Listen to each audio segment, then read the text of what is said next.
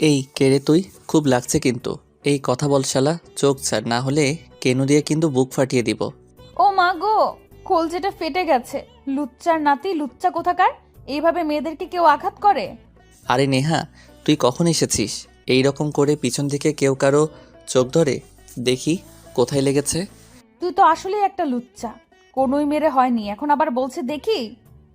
এইসব বাজে কথা বলে মনটা খারাপ করে দিস না বলছি। এখন বল, বাড়ির সবাই কেমন আছে? আর তুই এত তাড়াতাড়ি চলে আসলি? কলেজ এখনো 4 দিন পরে খুলবে না? তাছাড়া মা বাবা নাকি তোদের বাড়ি যাবে? সেই জন্যই তো আমি চলে এসেছি। আমি তোর কথা বুঝতে পারলাম না। আরে গাধা, পরশু আমার নাকি দেখতে আসবে, আর তাই তো পরীক্ষা আছে বলে এই অসময়ে চলে এসেছি। আরে তুই কি চিড়িয়াখানার কোনো বিশেষ কোনো কিছু যে তোকে দেখতে? একদম ইয়ার্কি মারবি না। ছেলের বাবা মা আসছে, আগেই নাকি আমাকে দেখেছে, তাই এবার আসছে বিয়ের দিন ঠিক করতে। তোকে যে বিয়ে করবে সে তো প্রাণ থাকতে মারা যাবে। তুই কি পারবি এমন কিছু করতে? আমি না বিয়েটা করব না, চেষ্টা করে দেখ না। আমি মারতে যাব কেন? আমি তো বলছি তোর চাহিদা মেটাতে গিয়ে স্বামী বেটা তোর যন্ত্রণায় অকালে ঝরে পড়বে। তোর এই ফাজলামো বন্ধ করে বল কি করব আমি। আমার কিন্তু এই বিয়েতে মত নেই, আর মত থাকলেও এই মুহূর্তে আমি তো বিয়েটা করতে পারবো না। তা আমি কি করব? আমি কি গিয়ে খালাম্মাকে বলবো তোমার মেয়ে এই বিয়ে করবে না? সে কোনো এক অনুমানকে পছন্দ করে আর তাকেই বিয়ে করবে। সত্য, তুই আমার মনের কথাটা বলেছিস, তাই আর দেরি না করে তোর খালাকে বলিস। তাহলে সত্যি সত্যি তুই কাউকে মন থেকে ভালোবাসিস? তার নামটা কি? সত্যি সত্যি আমি একজনকে পছন্দ করি, তাকে ছাড়া আমি অন্য কাউকে বিয়েই করতে পারবো না। আর এই মুহূর্তে আমি তো তার নাম বলতে পারবো না তোকে। নাম বলতে না পারলে তুই তোর প্রিয় খালাম্মা আর খালুকে গিয়ে বল আমার সাথে এসব বিষয় নিয়ে কোনো কথা বলবি না। নেহা এই কথা শুনে হতাশ হয়ে যায়। আমিও রুমে গিয়ে শুয়ে পড়ি। মোবাইলটা হাতে নিয়ে গেম খেলতে থাকি। হঠাৎ রুমে এসে নেহা বলে, এই আমাকে এখন আইসক্রিম এনে কি খাওয়াতে পারবি? খুব ইচ্ছে করছে। আমার এখন ভালো লাগছে না, তবে তোর যখন খেতে ইচ্ছে করছে তখন টাকা দে। আমি তো তোর কাছে 1000 টাকা পাই, নিয়ে আয়, সেখান থেকে কেটে দিস। আমার কাছে এখন মাত্র 20 টাকা আছে। 20 টাকায় আইসক্রিম হয় না। মিথ্যাবাদী! দেখি তোর মানিব্যাগ। এই কথা বলে আমি ওর মানিব্যাগে 210 টাকা ছাড়া কিছুই পেলাম না। তাই আমি তখন আমার রুমে গিয়ে 500 টাকার নোট এনে ওর হাতে দিয়ে দুটো কোন আর দুটো বার্গার আনতে বললে ও বলে, আইসক্রিমের মধ্যে আবার বার্গার কি হবে? তোর কি মাথা খারাপ হয়ে গেছে? আমরা দুজন আইসক্রিম খাবো আর খালাম্মা আর খালু বার্গার খাবে। ও আচ্ছা, এবার বুঝতে পারলাম। এই শোন, বাকি টাকাটা আর ফেরত হবে না, ওটা তোর। তবে শর্ত হলো এটা দিয়ে তুই সিগারেট খাবি না। আমি সিগারেট খাই তোকে কে বলল? আর তুই জানিস না আমি ধূমপান ঘৃণা করি। যদিও এবার থেকে মনে হয় সিগারেট খাওয়া ধরতে হবে, তা না হলে আর পারছি না। তুই এখন তাড়াতাড়ি যা, আমার আর কিন্তু দেরি সহ্য হচ্ছে না। আমার কথা শুনে ও চলে যায় দোকানে। আমি ওর মনটা খারাপের কারণ বুঝতে পেরেই 500 টাকা খরচ করে ওকে রুমের বাইরে পাঠালাম। শুধু 500 কি, আমি তো ওর জন্য সব কিছু বিলিয়ে দিতে পারি। হনুমানটাও আমাকে পাগলের মতো ভালোবাসে, কিন্তু বলতে পারে না। আমিও তো একই রোগে আরক্ত, কিছুই বলতে পারি না। কিছুক্ষণের মধ্যে ও চলে এসে বলে, এই নে তোর আইসক্রিম আর বার্গার। আইসক্রিম দুটো ধর, আমি বার্গার দুটো দিয়ে এক্ষুনি আসছি। আমি এখন কিছু খাবো না, তুই সব নিয়ে যা। আর আমি রুমে যাচ্ছি। তুই যদি আইসক্রিম না খেয়ে ওই গোদম ঘরে গিয়ে শুয়ে পড়িস, তাহলে কিন্তু আমি এই মুহূর্তে বাড়ি ফিরে যাব, আর সব ভুলে গিয়ে বাবা মায়ের পছন্দের ছেলেকে বিয়ে করে আত্মহত্যা করব। তুই কি করবি আর কি করবি না এটা তোর একান্তই নিজস্ব ব্যাপার।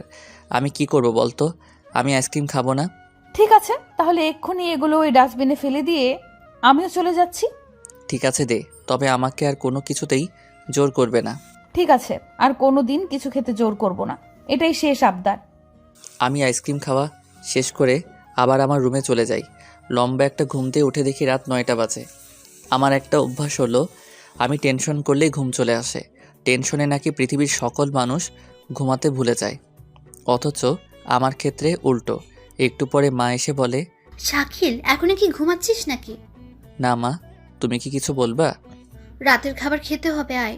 তোর বাবা বসে আছে, নেহাকে ডাকতে পাঠিয়েছিলাম, যাসনি কেন? আমি এখন কিছু খাবো না মা, বাবা আর তোমরা খেয়ে নাও। আমাকে একটু একা নিরিবিলি থাকতে দাও। তোর কি হয়েছে? হঠাৎ এমন আচরণ কেন করছিস? তবে কি শরীর খারাপ হলো নাকি? আমার কিছু হয়নি, এমনিতেই কিছু খেতে ভালো লাগছে না। তুমি এখন যাও তো। কোনো সমস্যা হলে আমাকে বল, মাকে লুকিয়ে রাখিস না বাবা।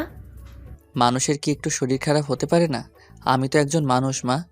তাহলে তোর বাবাকে বলছি এখনই ডাক্তারকে ফোন করে আসতে বলুক। মা এই কথা বলে আর এক মুহূর্ত না দাঁড়িয়ে চলে যায়। রুম থেকে শুনতে পাচ্ছি ডাইনিং রুমে কি হচ্ছে। মা ফিরে গিয়ে বলে, তুমি এখনই একবার ডাক্তারকে ফোন করে তাড়াতাড়ি আসতে বলো। শাকিলের মনে হচ্ছে শরীর খারাপ হয়েছে। এই তো সন্ধ্যার আগেও দিব্যি সুস্থ ছিলি, এখন আবার হঠাৎ করে কি হলো? আমার মনে হয় তেমন কিছুই হয়নি। এই মুহূর্তে ডাক্তার না ডেকে কিছু খেতে দিলেই মনে হয় ভালো হবে। নেহা একদম ঠিক বলেছে, তুমি দাঁড়াও, আমি একবার ওর সাথে কথা বলে আসছি।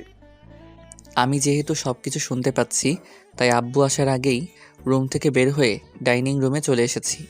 কেননা মায়ের কথা শুনে আব্বু এখনই ডাক্তার ডাকবে, তাই আমি চলে আসলে মা বলে, আয় বাবা বস। কি হয়েছে তোর? বাবাকে বল। আমার কথা বিশ্বাস করছে না। মা আমি বললাম তো আমার কিছু খেতে ভালো লাগছে না, আমি বসছি, তোমরা খেয়ে নাও, আমাকে বিরক্ত করো না। এটা আবার কেমন আচরণ হলো? তুমি তো মায়ের সঙ্গে এমনভাবে কথা বলো না। এখন তুই যদি না খেতে বসিস তাহলে খালাম্মা ও খালোজান কিছুই খাবে না। এটা কেন বুঝতে পারছিস না বলতো? তোকে আবার দালালি করতে বলছে কে? তুই জানিস না আমার মনটা আজ ভালো নেই, আমি এখন খাবো না, ব্যাস। এসব কি হচ্ছে শাকিল? তোমার আচরণ কিন্তু স্বাভাবিক কোনো আচরণ নয়, এটা কিন্তু আমরা তোমার কাছে আশা করিনি। রাতের খাবার না খেলে তোর ঘুম হয় না, এটা তো আমরা জানি। আর তুই নেহার সাথে এমন আচরণ করছিস কেন? তোমার বোনের মেয়ের বিয়ে হয়ে যাচ্ছে বলে কি তার সাথে এখন নম্রতা সুরে কথা বলতে হবে নাকি? এটাই তো উচিত। মেয়েটা 2 দিন ধরে শ্বশুরবাড়ি যাবে, ওর সাথে এখন এমন কিছু করবে না যাতে করে ওর মনটা খারাপ হয়। বেশ, তো তোমরা যদি চাও তাহলে ওকে নিয়ে এখন উৎসব শুরু করে দেই। আমার মনে হয় আপনাদের ছেলেটার খুব কষ্ট হচ্ছে, আর মনের কষ্টটা বলতে সাহস পাচ্ছে না। আমি কি ভুল কিছু বলেছি? তুমি ভুল বলবে কেন? তুমি তো এখন বিয়ের কথা শুনে সব জানতা হয়ে গেছো। আচ্ছা, ওর বিয়ে হচ্ছে শুনে তোর এতটা রাগ হচ্ছে কেন? তোর তো খুশি হওয়া উচিত। খালাম্মা, মূল সমস্যাটা মনে হয় এখানেই রয়ে গেছে। আসলে কেউ অসুস্থ না হয়ে ভান করছে, মনে হয় কিছু একটা বলতেও চায়। আমি বুঝতে পারছি না আমার খাওয়া নিয়ে তোমরা সবাই এমনটা করছো কেন? আমি খেলেই যদি সমস্যার সমাধান হয় তাহলে দাও, কি খেতে দিবে? যাক, তাহলে আমরা সবাই একসাথে বসে খাচ্ছি। খালাম্মা, আমাকে আগে দাও। হ্যাঁ দাও। বেহায়া মেয়েদের মতো করে নিজের বিয়ে নিয়ে কি আদিক্ষেতা দেখাচ্ছ? আমি সেই থেকে একটা জিনিস বুঝতে পারছি না, হঠাৎ তুমি নেহার বিয়ে নিয়ে ওকে এতটা অপমান করছিস কেন? তোমরা কি বলতে চাইছো আমি তা জানি না? আমি তো খেতে বসেছি। আপনারা আর কোনো কথা বলবেন না। আমার মনে হয় আমি ওর সমস্যাটা বুঝতে পেরেছি। খাওয়া শেষ হলে আমি নিজেই ওর সাথে কথা বলে জেনে নিচ্ছি। তোর সাথে আমার কোনো কথা নেই, তুই খেয়ে দিয়ে চুপচাপ শুয়ে পড়বি। আচ্ছা হয়েছে, এবার মুখটা বন্ধ করে খাওয়া শেষ করে নিলেই হচ্ছে। আমি আর কোনো কথা না বলে মুখ বন্ধ করে খাওয়া শেষ করে সোজা নিজের রুমে গিয়ে শুয়ে পড়ার প্রায় আধা ঘন্টা পরে নেহা আবার রুমে এসেই আমার গলা জড়িয়ে ধরে ঠোঁটের ঠোঁট দুটো রেখে বলে, এই হনুমান, তুই আমাকে ভালোবাসিস এই কথাটা কেন মুখ ফুটে আমাকে বলিসনি?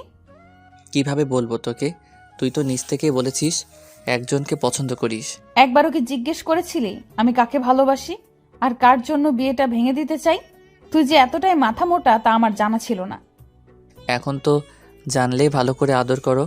আমি তো টেনশনে আজ আত্মহত্যা করতাম। এভাবে কেউ মনের কথা চেপে রাখে? তুমি কেন তাহলে চেপে রেখেছিলে? এই নেহা তো কতবার তোমাকে ইঙ্গিত দিয়েছে। ইঙ্গিত দেওয়ার কি দরকার ছিল? সরাসরি বললেই তো পারতে। তুমি জানো না মেয়েদের বুক ফাটে তবুও মুখ ফাটে না? কাপুরুষ কোথাকার। আজ ফাটলো কিভাবে? আজ না ফাটলে যে সর্বনাশ হয়ে যেত। লাইটটা অফ করে দাও, কেউ দেখে ফেলতে পারে। আসলেই তুমি মাথা মোটা। বাড়িতে মা আর বাবা ছাড়া কেউ কি আছে? আর তারা তো এই রুমে এখন আসবে না। আমি তো বলেই এসেছি এখন লাইট অফ করলে তো বিষয়টা অন্যরকম হয়ে যাবে। তাহলে আমি উঠে বসি, না হলে তো ব্রেক ফেল হয়ে দুর্ঘটনা ঘটতে পারে। তোমার তো ব্রেকই নেই, ফেল করবে কি? তুমি একদম ঠিক বলেছ। এই কথা বলেই আমি খালাতো বোনকে শুইয়ে দিয়ে ইচ্ছে মতো আদর করে দিলে লজ্জায় ওর মুখটা লাল হয়ে যায়। অনেকক্ষণ ধরে আমার গলাটা জড়িয়ে কাঁদলো। এরই মধ্যে মা নেহাকে ডাক দিলে নেহা চলে যায়। তবে যাওয়ার সময় বলে যায় সকাল হলে যেন আমি আমার মা বাবাকে সব কিছু জানিয়ে দিই। খালাম্মা, আপনারা ঘুমিয়ে পড়েন, আমি ঘুমাতে গেলাম। পাগলটা কি কিছু বললো তোকে? অনেক চেষ্টা করলাম, কিছু বলল না। তবে শেষে আমি রাগ করলে বলল যে যা কিছু বলার সকাল হলে মাকে বলবে। তবে এখন মনটা ভালো আছে। আমি কি তাহলে ওর সাথে এখন একবার কথা বলে আসবো? তোমার কি মাথা খারাপ হয়ে গেছে? ও এখন বড় হয়ে গেছে, পার্সোনাল অনেক কিছু বিষয় থাকতে পারে। নেহা মার সাথে তো বলেছে সকালে সব কিছু বলবে। আমার মনে হয় প্রেম ঘটিত জটিলতা সৃষ্টি হয়েছে। তুমি কি যে বলো, এখানে নেহা রয়েছে। আমার ছেলে এমনটা নয় যে প্রেম করবে। ও কথা পৃথিবীর সব মায়েরাই বলে। এই তো আমি তার প্রমাণ। আমার মাও বলেছিল। খালা থুকু হবু শ্বশুর আর শাশুড়ির মুখে এমন কথা শুনে আমি সোজা চলে আসি আমার রুমে। ও এতক্ষণ তো বলা হয়নি, এসএসসি পাশ করে আমি আমার খালার বাসায় থেকে পড়াশোনা করছি। হনুমানটা আমার এক ক্লাস সিনিয়র, এখন দুজনে একই ভার্সিটির মাল। ছোটবেলা থেকেই ওর প্রতি আমি দুর্বল। ওর দৃষ্টি বলে দিত ও কিছু বলতে চায়। লুকিয়ে লুকিয়ে আমার জামা কাপড় পাল্টানো দেখতো, সুযোগ পেলেই আমার গায়ে হাত তুলতো। গতকাল তো কিন্তু ও জানতো আমি ওর চোখ ধরেছি, তাই তো ইচ্ছে করে এমন জায়গায় কনুই দিয়ে গুতা দিল তা তো বলতেও পারছি না। শুধু কাল নয়, এমন ঘটনা প্রায় ঘটাতো। হনুমানটা কি ঘুমিয়ে পড়েছে নাকি আমার মতো জেগে আছে? একবার কি যাব ওর রুমে? এখন যাওয়া ঠিক হবে না, অনেক দিনের লুকায়িত প্রেম, দুজনের কেউ নিয়ন্ত্রণ করতে পারবো না। পাশাপাশি 2 রুমে 2 জন থাকি, তবুও কেউ কারো রুমে যায়নি। যদিও মনটা চাইতো, কিন্তু নেহা যদি কিছু মনে করে সেই কথা মনে করেই অনেক লস করেছি। তাহলে আজকে কি একবার যাব? ঠিক হবে কিনা জানি না, নিজেকে ধরে রাখতেও পারছি না। এ কি তুমি? এখন রাত কয়টা বাজে তা দেখেছো? আমি তো ভাবতেও পারছি না। 2 চোখে ঘুম যে আসে না, তাই মনে হলো তোমার সাথে একটু সময় কাটিয়ে যাই। তুমি যদি এখন এই রুমে থাকো তাহলে তো আমিও ব্রেক ফেল করব।